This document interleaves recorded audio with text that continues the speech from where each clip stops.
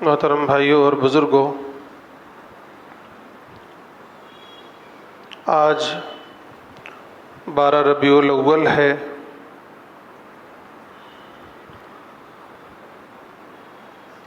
آج ہی کے دن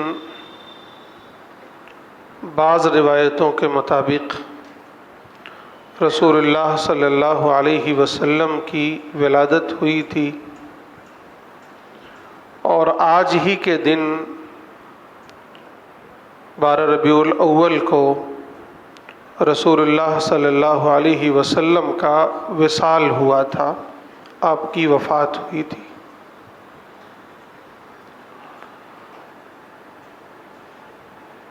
رسول اللہ صلی اللہ علیہ وسلم کے بارے میں پچھلے ہفتے جو میں نے گفتگو کی تھی، اس کا حاصل یہ تھا کہ یہ ربیع الاول آئے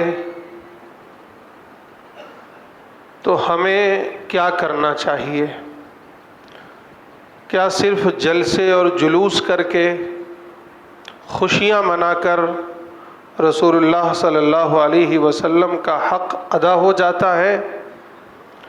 کیا رسول اللہ صلی اللہ علیہ وسلم اسی لیے آئے تھے؟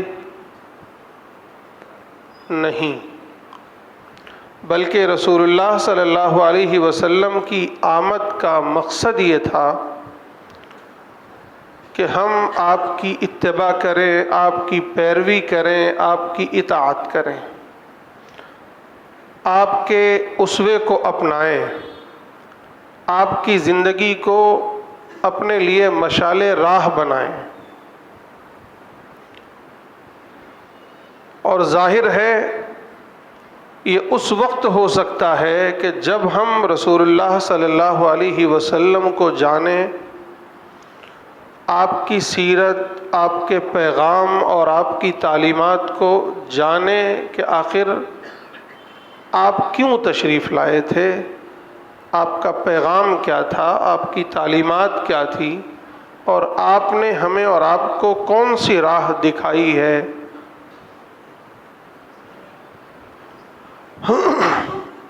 اس لیے آج کا موضوع یہ ہے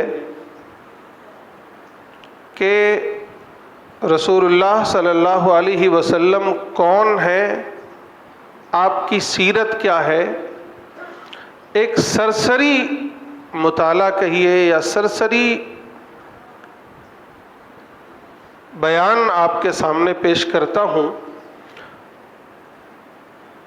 کہ رسول اللہ صلی اللہ علیہ وسلم کی سیرت کا ایک سرسری خاکہ آپ کے سامنے آ جائے۔ دیکھیے، بات یہاں سے شروع کرتا ہوں میں کہ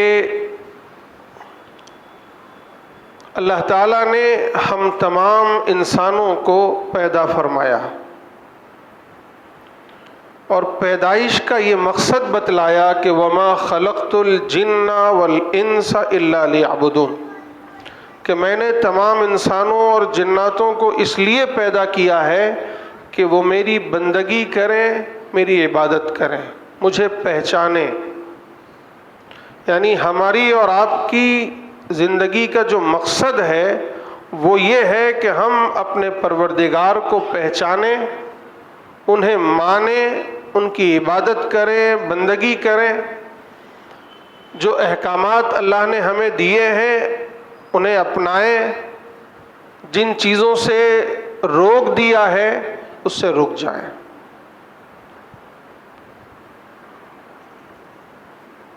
اسی لیے اللہ تعالیٰ نے ہماری اور آپ کی رہنمائی کے لیے ہر دور میں انبیاء اکرام علیہم الصلاۃ والسلام کو مبعوث فرمایا۔ اخیر میں حضرت محمد مصطفیٰ صلی اللہ علیہ وسلم کو بھیجا، یہ کہہ کر کہ آپ عالمی نبی ہیں، آپ قیامت تک آنے والے ہر فرد بشر کے لیے نبی ہیں، آپ ہر فرد بشر کے لیے اسوہ اور نمونہ ہیں۔ وَمَا أَرْسَلْنَاكَ إِلَّا رَحْمَةً لِّلْعَالَمِينَ، ہم نے آپ کو نہیں مبعوث کیا ہے مگر سارے جہانوں کے لیے رحمت بنا کر۔ نبی سے اعلان کروایا، قل یا ایھا الناس انی رسول اللہ الیکم جمیعا، کہ اے نبی آپ یہ اعلان کریے، آپ یہ کہیے لوگوں کو، بتائیے لوگوں کو کہ میں تم سب کی طرف رسول بن کر آیا۔ آپ نے خود بار بار یہ اعلان فرمایا، بعثت الی الناس کافہ، کہ میں تمام انسانوں کی طرف مبعوث ہوا۔ پچھلے انبیاء آیا کرتے تھے اپنی قوم کی طرف، اپنے زمانے کے لیے، لیکن میں یہاں اس دھرتی پر آیا ہوں سارے جہانوں کے لیے رحمت بن کر، ساری انسانیت کے لیے پیغمبر اور نبی اور رسول بن کر، اور قیامت تک کے لیے میں ہی نبی ہوں، میں ہی رسول ہوں۔ انا خاتم النبیین، میں خاتم النبیین بھی ہوں، یعنی میرے بعد کوئی دوسرا نبی اور رسول نہیں آئے گا۔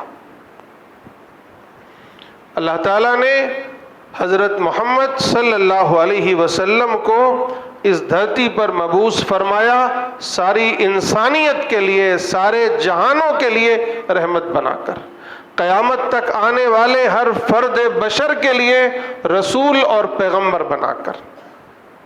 آپ کا تعارف کیا ہے؟ میں مختصراً آپ کے سامنے پیش کرتا ہوں۔ آپ کا نام نامی محمد ہے۔ محمد کے معنی ہوتے ہیں جس کی بہت تعریف کی جائے، خوب پرشنسا کی جائے۔ یہی وجہ ہے کہ ویدوں میں تقریباً 32 منتر ایسے ہیں جس میں نراشنس کے الفاظ آئے ہیں۔ نراشنس کے معنی ہوتے ہیں محمد، یعنی جس کی خوب تعریف کی جائے، جس کی خوب پرشنسا کی جائے۔ یہ نام آپ کو آپ کے دادا نے دیا تھا، خود اللہ تعالیٰ نے قرآن مجید میں یہ نام استعمال کیا ہے، محمد الرسول اللہ، وما محمد الا رسول۔ ایک دوسرا نام بھی آپ کا ہے، احمد۔ یہ نام آپ کو آپ کی والدہ ماجدہ نے دیا تھا۔ محمد کے معنی ہے جس کی بہت تعریف کی جائے، اور احمد کے معنی ہے جو خود بہت تعریف کرنے والا ہو، حمد کرنے والا ہو، یا یہ کہ اس کی خود کی زیادہ تعریف کی جائے۔ آپ مکہ مکرمہ میں پیدا ہوئے 571 عیسوی میں، اسے عام الفیل کہا جاتا ہے، یعنی اس سال ایک بہت بڑا واقعہ تاریخ کا پیش آیا تھا کہ ابرہہ خانہ کعبہ پر حملے کے ارادے سے، اسے تباہ کرنے کے ارادے سے آیا تھا، لیکن اللہ تعالیٰ نے خود اسے تباہ کر دیا۔ اسی سال رسول اللہ صلی اللہ علیہ وسلم کی پیدائش ہوئی۔ آپ کے والد ماجد کا نام عبداللہ تھا۔ آپ کی پیدائش سے پہلے ہی آپ اس دنیا سے رخصت فرما گئے تھے۔ آپ کی والدہ ماجدہ کا نام آمنہ تھا۔ آپ کا خاندان بنو ہاشم کہلاتا ہے۔ مکے کا جو سب سے مشہور قبیلہ تھا قریش، اس کی ایک سب سے عظیم شاخ بنو ہاشم سے رسول اللہ صلی اللہ علیہ وسلم ہے، اور رسول اللہ صلی اللہ علیہ وسلم کا جو نسب نامہ ہے وہ جا کر حضرت ابراہیم علیہ السلام سے جا ملتا ہے۔ حضرت ابراہیم علیہ السلام کے 2 بیٹے تھے، اسحاق اور اسماعیل۔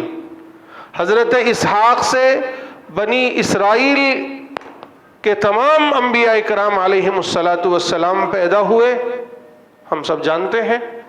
لیکن بنی اسماعیل میں، حضرت اسماعیل کی اولاد میں صرف حضرت محمد مصطفیٰ صلی اللہ علیہ وسلم بحیثیت رسول، بحیثیت پیغمبر پیدا ہوئے، اور آپ سارے جہانوں کے لیے رحمت بنے۔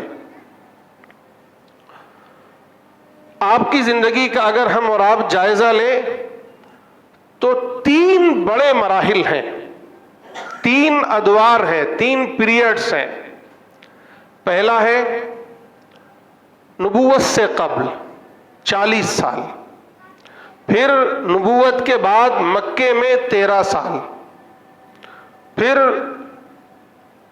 مکے کی ہجرت کے بعد جب آپ مدینہ تشریف لے گئے تو وہاں 10 سال۔ یہ 3 بڑے مراحل ہیں۔ ان 3 بڑے مراحل کا مختصراً خاکہ میں آپ کے سامنے پیش کرتا ہوں۔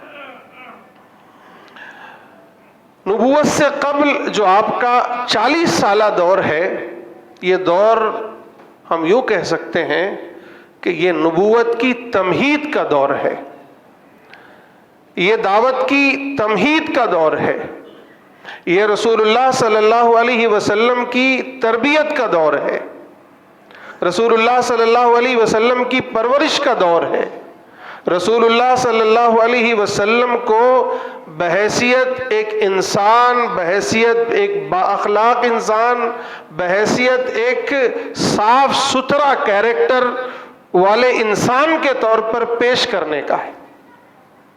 آپ نے یہ 40 سالہ دور اپنا اس طرح گزارا ہے کہ لوگ دیکھ دیکھ کر عش کرتے تھے۔ لوگ اس دور میں بھی آپ کے اخلاق کی گواہی دیتے تھے، آپ کی سچائی اور امانت داری کی گواہی دیتے تھے۔ اس دور میں آپ مشہور ہو گئے تھے الصادق الامین، کہ آپ سچے ہیں، آپ امانت دار ہیں۔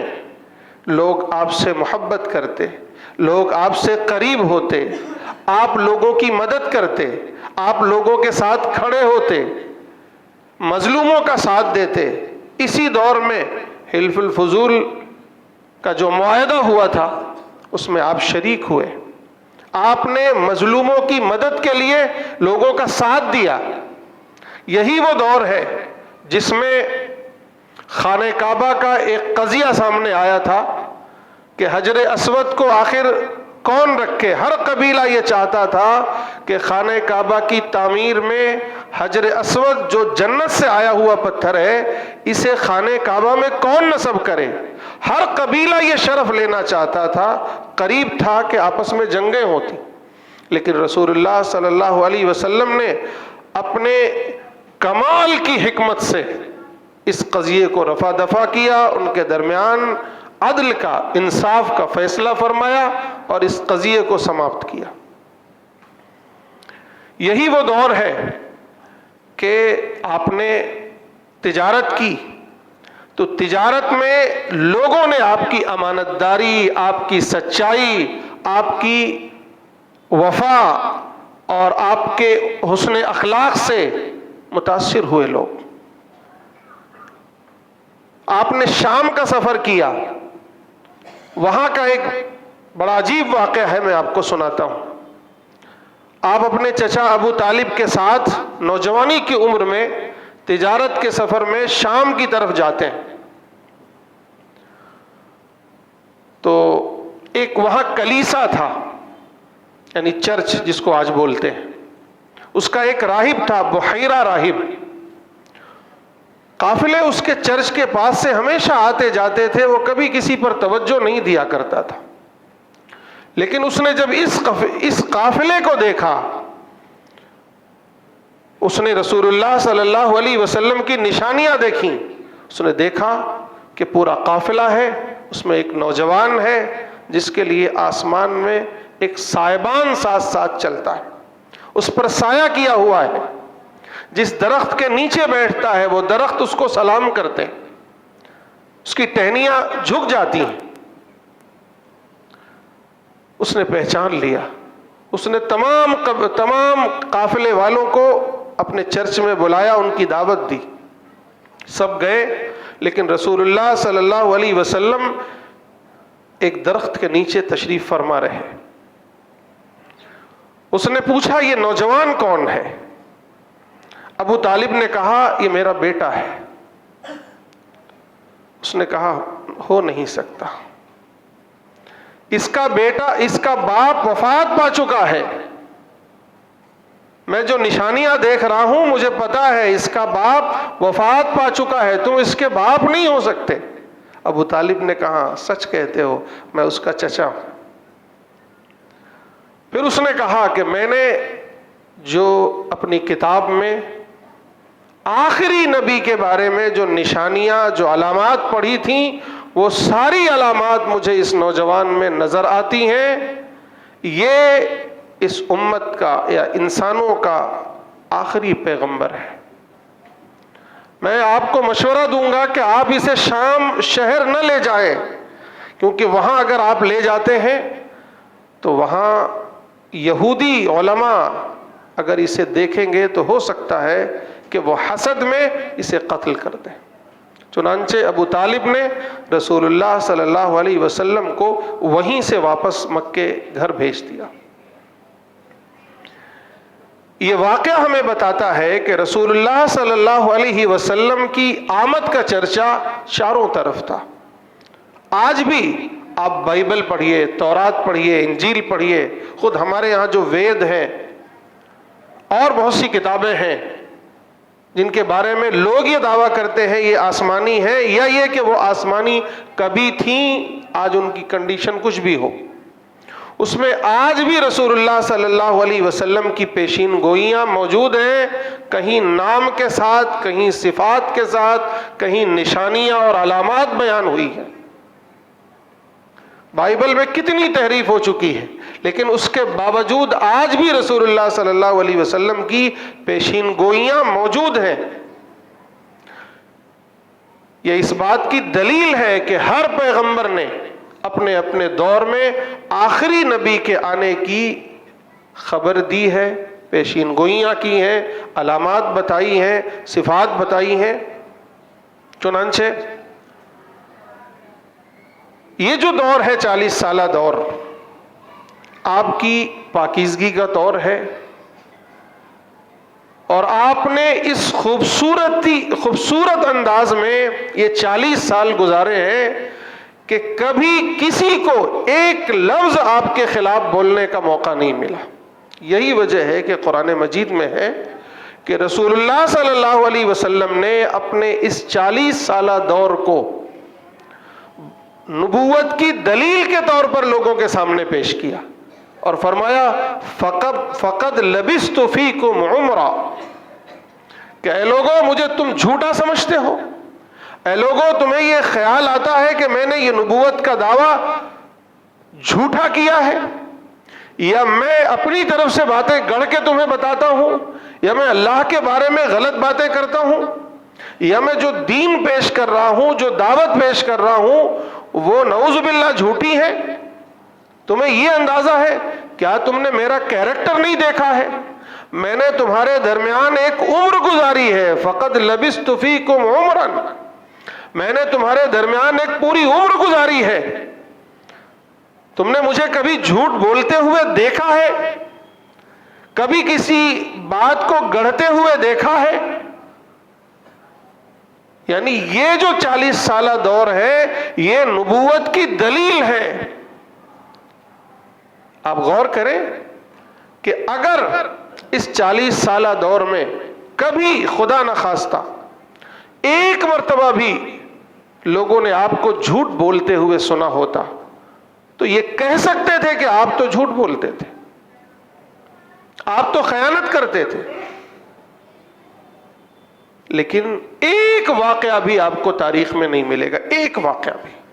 یہ 40 سالہ دور جبکہ آپ کو ابھی نبوت نہیں عطا ہوئی ہے، اس کے باوجود آپ کے اخلاق، آپ کی سیرت، آپ کا کردار، آپ کا کیریکٹر اتنا صاف ستھرا، اتنا خوبصورت، اتنا آئیڈیل ہے کہ اس کی مثال نہیں مل سکتی۔ اس پوری 40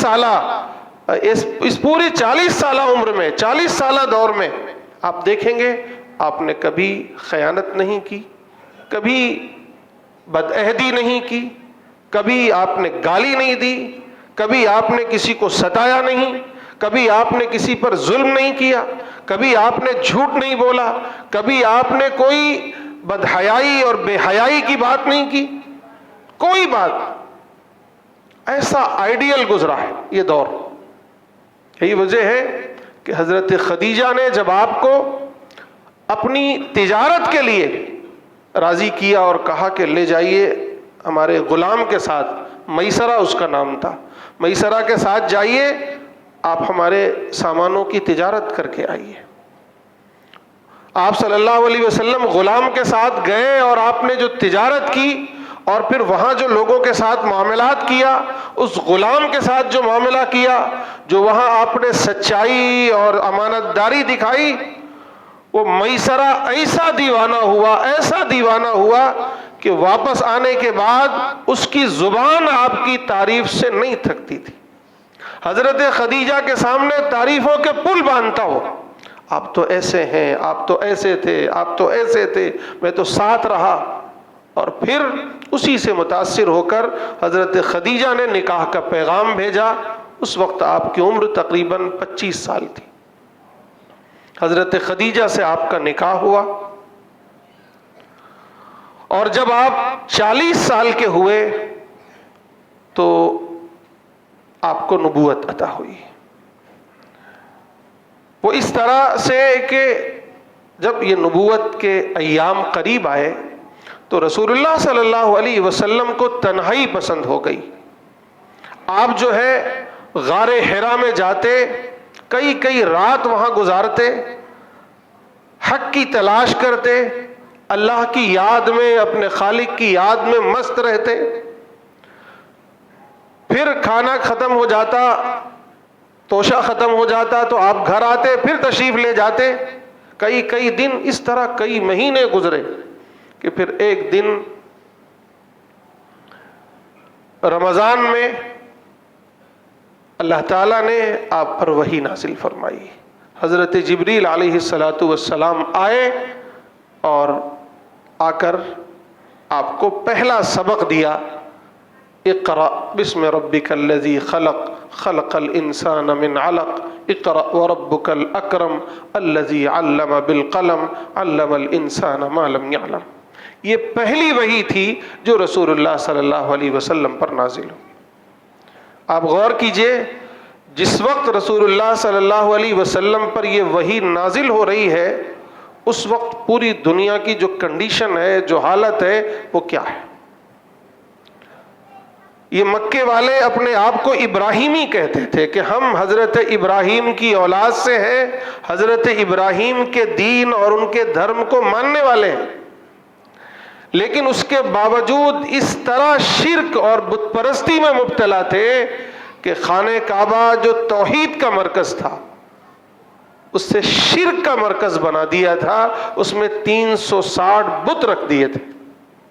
ہر ایک قبیلے کا اپنا الگ خدا، الگ بت تھا۔ ہر ایک شخص کا اپنا الگ خدا، الگ بت تھا۔ ظلم انتہا کو تھا، عورتوں کے ساتھ ظلم، مظلوموں کے ساتھ ظلم، چھوٹوں کے ساتھ ظلم، غریبوں کے ساتھ، مسکینوں کے ساتھ ظلم، بے حیائی، شراب، جوا، سود بالکل عام تھا۔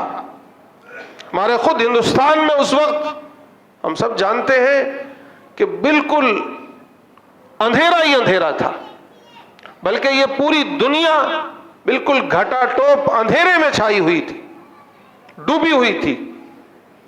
اس وقت کے جو سپر پاور تھے، روم اور ایران، جن کو بازنطینی سلطنت اور ساسانی سلطنت کہا جاتا، وہاں بظاہر تو وہ بڑے طاقتور اور بڑے سپر پاور، بڑے ترقی یافتہ کہلاتے تھے، لیکن دین کے معاملے میں، اخلاق کے معاملے میں بالکل زیرو تھے۔ آگ کی پوجا کرتے، ستاروں کی پرستش کرتے۔ اخلاقی حالت یہ تھی کہ ماؤں سے ان کی شادیاں ہو جاتی، بہنوں سے شادیاں ہو جاتی۔ انسانوں کے ساتھ ظلم ایسا ہوتا کہ لوگ مجلسیں لگاتے، کسی غلام پر تیل چھڑک کر آگ لگا دیتے، وہ چیختا چلاتا آگ میں جلتا، اس کی روشنی میں یہ شرابیں پیتے، ہنگامہ کرتے، خوشیاں مناتے، تالیاں بجاتے۔ یہ اخلاقی پستی کا حال تھا۔ ایسے میں آپ غور کریں کہ جو پہلی وحی نازل ہوئی وہ کیا تھی؟ وہ پہلی وحی نازل ہوئی اقرا، اے نبی پڑھیے، اور ان کے واسطے سے تمام انسانوں کو یہ درس دیا جا رہا ہے کہ پڑھو۔ اس اندھیرے کا علاج ہے علم، العلم نور، کہ علم جو ہے وہ نور ہوتا ہے۔ اس وقت جو دنیا میں گھٹا ٹوپ تاریکی ہے، اس کا علاج یہ ہے کہ پڑھو، علم حاصل کرو۔ یہی وجہ ہے کہ رسول اللہ صلی اللہ علیہ وسلم کی آمد سے پہلے کا جو دور ہے اس کو زمانے جاہلیت کہا جاتا ہے۔ جاہلیت جو ہے وہ تاریکی ہے۔ اللہ تعالیٰ نے رسول اللہ صلی اللہ علیہ وسلم کو فرمایا کتاب انزلناہ الیک لتخرج الناس من الظلمات الی النور، ہم یہ کتاب آپ کو دے رہے ہیں، اس لیے دے رہے ہیں کہ آپ انسانوں کو، لوگوں کو اندھیروں سے نکالیں اور اجالے کی طرف لے آئیں، اور اس کا سب سے پہلا ہتھیار ہے علم۔ میرے بھائیوں، ہم اور آپ بھی اگر چاہتے ہیں کہ اپنے معاشرے کو اندھیروں سے نکالیں، اپنے سماج کو اندھیروں سے نکالیں، اپنے سماج کو ظلم سے آزاد کرائیں، اپنے سماج کو شرک سے، بت پرستی سے، بے حیائی سے، رشوت سے، چوری سے، ڈکیتی سے، سود سے، جوئے سے، بے حیائی سے آزاد کرائیں، اپنے آپ کو، اپنی نسلوں کو ترقی دلائیں، انہیں انسانیت کی معراج پر لے جائیں، انہیں رسول اللہ صلی اللہ علیہ وسلم کے طریقے پر لے آئیں، ان کے اخلاق درست کریں، ان کے کردار کو درست کریں، ان کا کیریکٹر بنائیں، تو اس کا پہلا زینہ ہے کیا؟ علم۔ کہ خود بھی علم حاصل کریں اور اپنے بچوں کو، بچیوں کو بھی علم حاصل کرائیں۔ اور یہ علم صرف علم نہ ہو، یہ علم کیسا ہو؟ آپ، اللہ تعالیٰ نے یہ نہیں فرمایا اقرا، بلکہ آگے فرمایا اقرا بسم ربک، پڑھو اپنے رب کے نام سے، الذی خلق، جس نے تمہیں پیدا کیا ہے۔ یعنی یہ علم جب اللہ کے نام پر ہوگا، اپنے خالق کے نام پر ہوگا، تو یہ علم سراپا رحمت ہے، یہ علم سراپا خوشحالی ہے، یہ علم سراپا عدل ہے، سراپا انصاف ہے، سراپا اخلاق ہے۔ لیکن اگر یہ اللہ کے نام پر نہ ہوا، اپنے خالق کے نام پر نہ ہوا، گاڈ کے نام پر نہ ہوا، تو ہم اور آپ دیکھ رہے ہیں کہ بہت سے اہل علم ہیں، بہت سے لوگ پڑھے لکھے کہلاتے ہیں، بڑی بڑی ڈگریاں ہیں، لیکن ان کا رویہ کیا ہے، ان کی زبانیں کیسی ہیں، ان کے اخلاق کیسے ہیں؟ آج آپ غور کریں گے ہمارے دیش میں یا پوری دنیا میں جو سب سے بڑے بڑے بے ایمان ہیں، ان کے پاس بہت بڑی بڑی ڈگریاں ہیں۔ جو سب سے بڑے بڑے ظالم ہیں، ان کے پاس بہت بڑی بڑی ڈگریاں ہیں۔ جو سب سے بڑے بڑے رشوت خور ہیں، کرپٹ ہیں، بددیانت ہیں، جھوٹے ہیں، جھوٹ بولتے ہیں، ان کے پاس بہت بڑی بڑی ڈگریاں ہیں۔ وجہ کیا ہے؟ قرآن نے ہمیں درس یہ دیا تھا پڑھو، لیکن ساتھ ہی یہ کہا تھا بسم ربک، تم اپنے رب کے نام سے پڑھو، یعنی وہ علم پڑھو جو تمہارا رب تمہیں سکھانا چاہتا ہے، وہ علم پڑھو جو تمہارے رب نے پیغمبروں کے ذریعے سے تمہیں سکھایا ہے، وہ علم پڑھو جو انبیاء اکرام علیہم السلام نے تمہیں سکھانے کی کوشش کی۔ یہی وجہ ہے کہ رسول اللہ صلی اللہ علیہ وسلم جب علم کی زیادتی کی یا علم کی دعا مانگتے تو آپ کہتے اللہم انی اسألوک علما نافعا۔ میرا علم نہیں مانگتے آپ، علما نافعا، ایسا علم عطا فرما جو نفع بخش ہو، جو لوگوں کے لیے فائدہ مند ہو، میرے لیے فائدہ مند ہو۔ خیر، یہ سلسلہ جاری رہے گا انشاءاللہ، سیرت رسول آپ کے سامنے بیان ہوتی رہے گی۔ آج یہیں پر بس کرتے ہیں۔ مختصر یہ کہ رسول اللہ صلی اللہ علیہ وسلم سراپا رحمت بن کر ہمارے پاس آئے ہیں، پورے انسانوں کے لیے رحمت بن کر آئے ہیں، تو اس کا پیغام یہ ہے میرے بھائیوں کہ ہم اور آپ بھی رحمت بنیں۔ آپ انسانیت کے لیے رحمت تھے، ہمیں اور آپ کو بھی انسانیت کے لیے رحمت بننا ہے۔ آپ کرونا تھے، آپ دیا تھے، ہمیں اور آپ کو بھی ویسا بننا ہے۔ آج یہ 12 ربیع الاول کے دن یہ جلسے جلوس کا آج اہتمام نہیں ہے، یہ منڈے کو ہونے والا ہے۔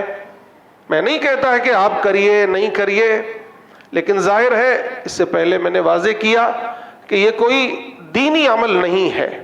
ہاں یہ خوشیاں ہیں، اپنی جذبات کا اظہار ہے، اگر آپ کرتے ہیں، اس میں شامل ہوتے ہیں، یا واقعی کچھ خوشیاں منانا چاہتے ہیں، تو ہمیں اور آپ کو اس کو فائدے مند بنانا، کارآمد بنانا۔ نمبر 1، خود ہم اپنی زندگیوں میں یہ احساس جگائیں کہ ہم ایک ایک سنت کو زندہ کریں گے۔ اپنے گھروں میں لوگوں کو، بچوں کو سنتیں یاد کرائیں، سنتیں زندہ کرائیں۔ جس طرح نبی با اخلاق تھے، ہم با اخلاق بنیں، نبی کے اخلاق کا پرتو دکھائیں۔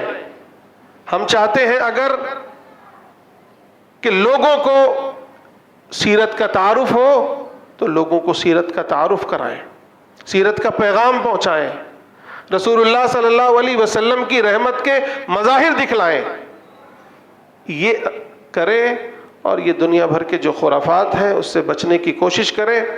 اور حافظ صاحب مجھے بتا رہے تھے کہ کل جو ہے یہاں کی انتظامیہ نے بھی مساجد والوں کو بلایا تھا کہ یہ جو جلوس وغیرہ نکلتے ہیں، ان جلوس کو بڑے اگر نکالتے ہی ہیں تو ذرا سلیقے مندی سے نکالیں۔ پچھلے سال حادثہ بھی ہو گیا تھا کہ کسی ایک شخص کی موت ہو گئی تھی، تو ایسی کوئی حرکت نہ کی جائے یا ایسا کوئی اہتمام یا انتظام نہ کیا جائے جس سے خود ہمیں نقصان ہو یا دوسروں کو نقصان ہو۔ بھئی جلوس نکالنے ہیں، رسول اللہ صلی اللہ علیہ وسلم کے لیے نکالنے ہیں۔ رسول اللہ صلی اللہ علیہ وسلم نے پوری زندگی کبھی کسی کو تکلیف نہیں دی۔ آپ غور کریں، اگر ہمارے جلوس سے، ہمارے جلسوں سے، ہمارے نعروں سے کچھ لوگوں کو تکلیف ہوتی ہے تو پھر یہ کیسا جلوس ہے، کیسا محبت ہے، کیسی محبت ہے، کیسا عشق ہے۔ کوئی بات ہو جائے آپس میں الجھے نہیں، کسی سے لڑائی جھگڑا نہ ہونے پائے۔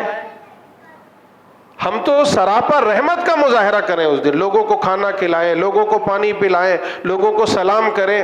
ایک حدیث سنا دیتا ہوں اسی مناسبت سے۔